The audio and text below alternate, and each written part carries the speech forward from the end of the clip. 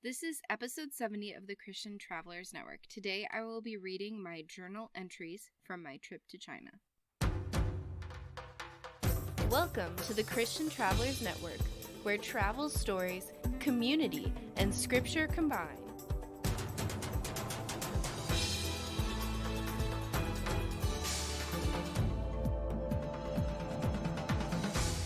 Hey Christian Travelers, what is up? I'm so glad that you are here today because even though I have been talking about travel, sometimes it feels like with COVID, these are big dreams and travel is not as much in our vocabulary at the current time. So to help with the fact that many of us are stuck at home, I thought this might be another opportunity to talk about my trip to China. Kind of similar to how I did my trip to Ghana in previous episodes, where I just read some of my journal entries. But before I dive into that, I want to once again encourage you to subscribe to our podcast. Visit us at christiantravelers.net, where you'll find other faith and travel resources, previous podcasts, links to Pinterest, Facebook, Instagram, and of course, if you subscribe to our emailing list, you'll receive travel devotions, faith and travel resource tools, and updates whenever our podcasts go live. So, without further ado, I want to tell you a little bit about how this trip came into place. First of all, this was not a Christian trip. It was with a bunch of 4-Hers who I actually competed with to win this trip. I had to write about how agriculture affects America's relationship with China, and mind you, I am not a farmer. I grew up in a small town. Well, for Iowa, it was fairly large, but anyway, I had grown up in town, had no agricultural history, but I did my research and was one of the lucky 11 winners to get to take this trip. And so the group that we went with was called the Global Youth Excellence Program, and they introduced us to some of Chinese agriculture, and we got to see the sites. But just like anything else, I believe that God plays a big part of our travels, no matter if they're for fun or for missions. God is evident in all of them. So let's see what my experiences were and see what we can draw as conclusions of how God showed up in some of those things. Day 1 and 2. The journey has begun. I got up at 5 this morning to get ready and head to the airport. Once we were past security, we all sat in the children's play area conversing. I now know a few names, but I am still mainly clueless. To help pass the time on the flights, I played cards with those around me. It was hard to play across the aisle, but Jared and Mandy joined me in the card game. We also played tic-tac-toe, connect the dots, and hangman. Airplane food is very good, very filling. At the airport in Tokyo, I actually set off the alarm. Apparently, even though you can leave your shoes on, you should still remove your belt. After that, I caved and slept off and on during our flight.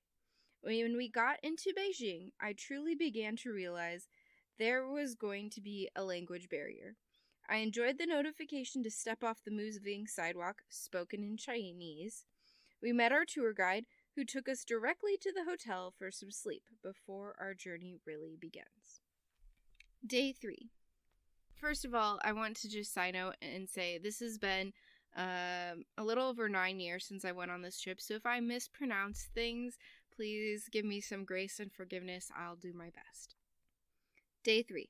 In Tiananmen Square, we were swarmed by Chinese citizens taking pictures of us and trying to sell their products.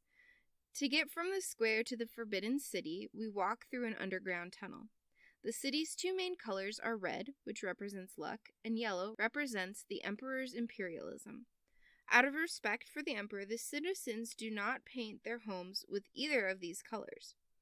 We are shown different rooms: emperor's bed and study, the cultivation of knowledge, beautiful garden, and the dragon lady's room. In China, a male is represented by a dragon with a pearl, since this represents power. If the pearl is lost or destroyed, the male has lost their power. Women are typically represented by a phoenix. Since Dragon Lady took the throne for so long, she earned a name that showed people loved her and respected her power. We went to lunch, which tasted heavenly. The sweetened chicken was the best. Since we all ate with chopsticks, it was hard to pick up our food. We often had to stop the lazy Susan as it circled our food around in the middle of the table. The plates were very tiny. They were only 4 inches in diameter. Our next stop was the silk factory. We got to help stretch apart the silk threads to make the quilt. It's not very easy to stretch it at all. I purchased a silk quillo, a combination of a pillow and a quilt. Following this, we went to a farmer's market. I was shocked by the cultural difference and truly enjoyed it, minus the smell. On the streets, the upper part of the buildings were used for homes and the lower levels for stores. Nothing was refrigerated. Pop sat outside in carts. The produce market was inside a building without air conditioning. The few fans weren't running, and any areas that could be refrigerated weren't.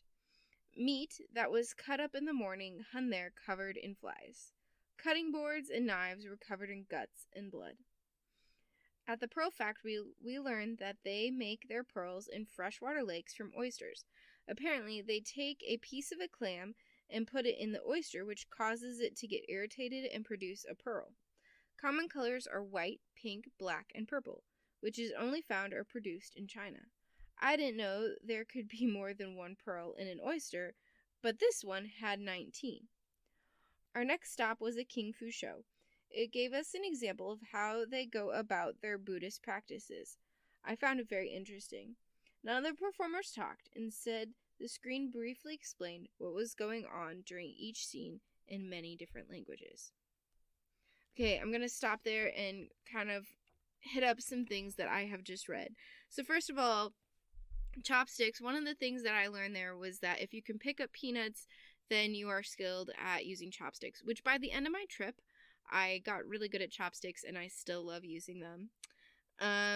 Also, the quillo, I totally still have that. It was really fascinating part of the tour to get to see and touch like real silk.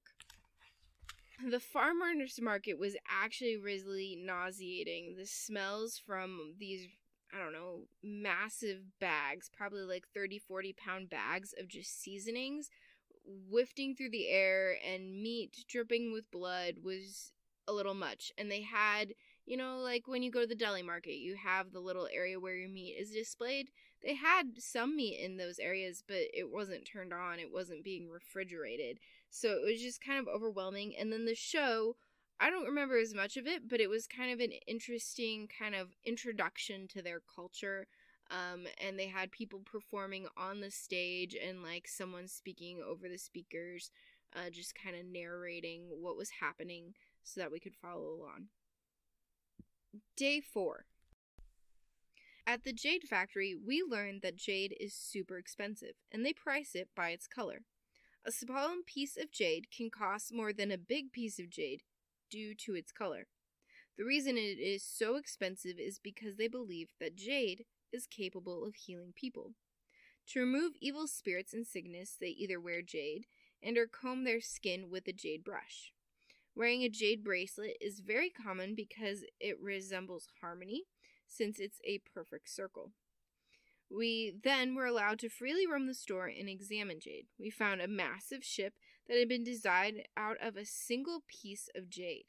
I have the picture here, and looking at it, I'm guessing it's probably 5 foot long by maybe 3.5 feet tall. Very elaborate. They said it took 5 years to complete. Totally believe that. Several employees would approach us wanting to practice their English, but Jared was the only one who had a lengthy conversation about the prices and the other things in the store. So that was kind of one of the difficult things. Their culture is very much a bargaining culture, and so for them to be fluent in English is very important, but it can be very overwhelming when you're not used to bargaining. And so basically he asked if he could practice English by practicing his salesmanship on Jared, and pretty much like try to convince him to sell things, and like Jared would teach him how to rephrase what he was saying. At the Ming tombs, we went into one building and it displayed important items and stories from the Ming dynasty. The 60 pillars in the building were from their own tree, and they were enormous. There were many different crowns, platters, and jade creations. The reason that the tombs keep getting smaller is because they respect their ancestors, and ancestors deserve bigger and better. So essentially, when you die, you don't just try and have a bigger tomb than the previous person who died. So you make something a little bit smaller, but they were still fairly large. Our next stop was the Great Wall of China. I was so amazed by its extent and beauty. We rode up on a skylift. The wall was super steep, and the steps varied from 2 inches tall to 2 feet tall. On our walk back down, we pass the market and the bargaining begins. I paused to look at a Chinese robe / kimono, so she began pulling different things off the shelf. She pulled a beautiful one that was an image of a Chinese lady dressed in red. She told me 180 yuan, which is their currency. I was so nervous. She lowered it to 150. When I said I'll think about it, she dropped it to 100. She kept asking what I thought. I said 75. She disagreed, and we settled on 95. I was informed by Jane that the robe is a lady from a well-known story, Dream Lady in Red Mansion. I still have this robe. And so as we're coming down the Great Wall, what I didn't know, I was so nervous about bargaining that rather than actually trying to bargain with her, I wanted to go ask someone what they thought. What I didn't realize was that around the corner was a gate kind of leaving the Great Wall of China, and then you couldn't turn around and get back in. So instead, you would go to this marketplace and be able to bargain for other items. And she was on the side that was just coming off of the Great Wall and not turning back around. And so she kept saying, "You won't come back, you won't come back." And she was right. Once I would have gone through that gate, I couldn't have gone back. So essentially, she set a really high price and dropped it to about half of it. And the images on it were based on a book called Dream Lady in Red Mansion, but I have actually never really been able to find the story. I've been curious what the story is. So if you have come across it, please let me know. Continuing on, after that, we went to a very fancy restaurant where the plate sizes moved up to a shocking 6 inches. Kafka was sponsoring the meeting.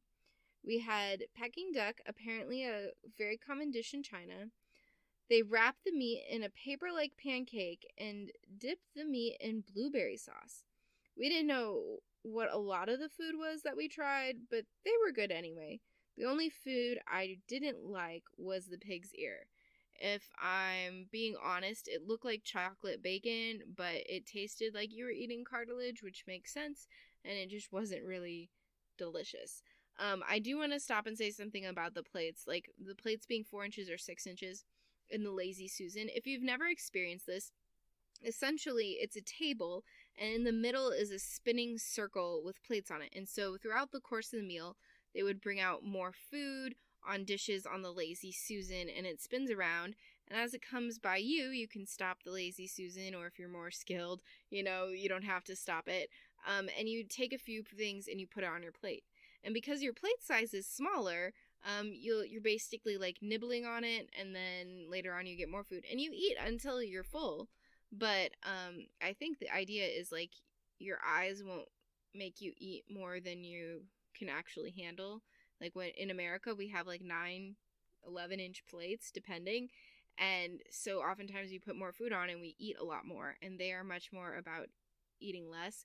In fact, their whole system of how they eat is kind of different. They were saying different times of the day is eat for me, eat for my friends, eat for my enemies. And so based on that, they would eat different quantities. And I think in America, we just kind of eat the same proportions all day long. And I think that they might eat breakfast is their biggest meal, and it gets down to dinner, which is their smallest, or it might be the vice versa. Either way, and then when they're bringing the food out on the Lazy Susan, it's all done when they bring out the watermelon, because that's their dessert, which is kind of interesting. So, yeah. Day 5. We went to a school and met the students. To attend the school, they go through a competition. The 1,000 students in the school wear uniforms, white shirts, and blue pants. Girls must wear their hair up, and everyone must run 800 meters in 3 minutes for PE. One girl moved 2 hours away from her family to go to school here and only returns home about once a year. Her favorite classes are art, English, and Chinese. After school, she spends a lot of time doing homework or playing video games. She is 16, and for her, school starts in September. Her summer break is only a month and a half because they go to a year-round school. Like many Americans, she likes Justin Bieber. She hasn't decided what she wants to be when she graduates, but she is considering becoming a singer, an engineer, or a basketball player. We then visited a tea house and had a tea ceremony. They showed us how to make tea in certain pots, how to hold a cup, etc. Girls' pinky and ring fingers stick out while the middle finger supports the base of the cup. The thumb and index hold it. We tried 4 different types of tea, but I like the sweet ones the best. They sold cups that change image depending on how hot the tea is, and a little boy statue used to test the temperature of the water. When warm enough water is poured on the statue, it pees.